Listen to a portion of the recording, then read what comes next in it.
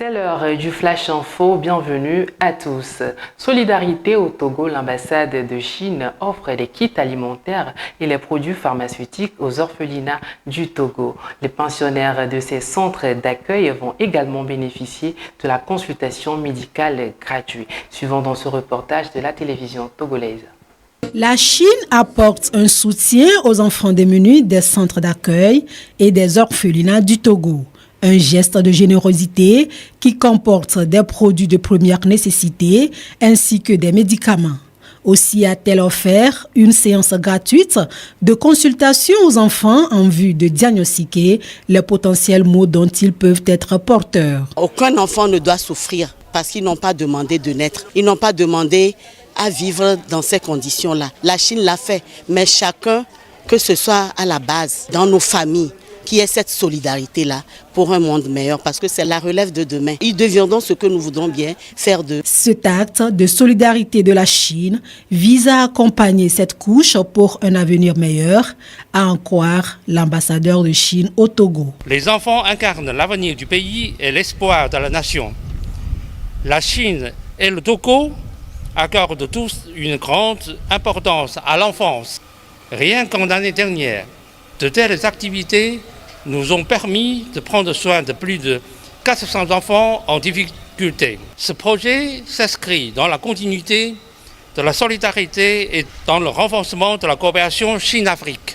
Les équipes médicales chinoises se rendront dans au moins 2 centres d'accueil ou orphelinats par mois tout au long de cette année. Cette opération vient renforcer les relations de coopération et d'amitié entre le Togo et la Chine. Au nom du gouvernement togolais, je tiens donc à exprimer ma reconnaissance la plus sincère à la République populaire de Chine pour son soutien constant et son engagement en faveur du bien-être, particulièrement des populations vulnérables. Grâce à ce programme, des centaines de jeunes Togolais bénéficieront de diagnostics précoces et de traitements adaptés. Nous sommes convaincus que cette initiative médicale n'est qu'une étape parmi tant d'autres dans le partenariat fructueux qui nous réunit. Pour cette étape, ce sont 200 enfants ciblés.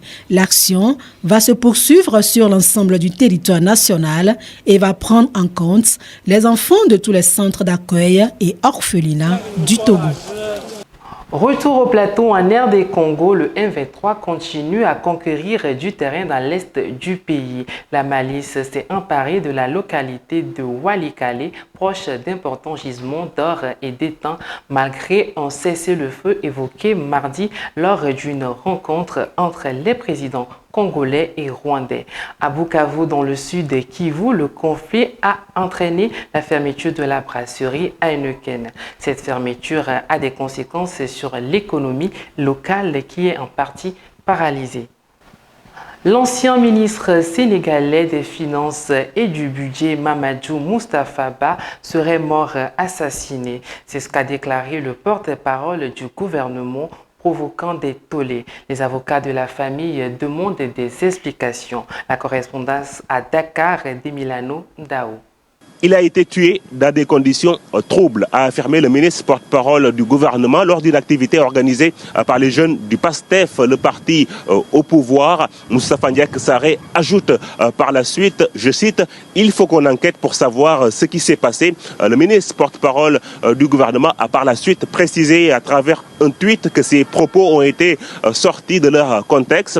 La famille de Mamadou Moustapha Ba, de son côté, continue de réclamer que la lumière soit faite sur sa mort, au moment où l'avocat de la famille, Maître El Hadj Diouf, estime que le ministre porte-parole du gouvernement doit être entendu dans le cadre de l'enquête qui est en cours. Mamadou Moustapha Ba a été ministre des Finances et du Budget entre 2022 et 2024 sous le régime de l'ancien président Macky Sall. Il est mort le 8 octobre 2024. Un mois plus tard, à travers un communiqué, le procureur de la République avait informé que sa mort n'était pas naturelle, ce qui a contribué à alimenter les théories autour du décès de l'ancien ministre des Finances et du Budget. À l'international, à présent, le président Donald Trump a signé jeudi un décret appelant au démantèlement du ministère de l'Éducation, mettant ainsi en œuvre une promesse de campagne visant à faire disparaître une institution ciblée de longue date par les conservateurs. Un projet applaudi par la droite américaine qui a fait des écoles un terrain de lutte contre les idées progressistes. Nous allons l'éliminer, a déclaré le président américain peu avant de signer le document à la Maison-Blanche.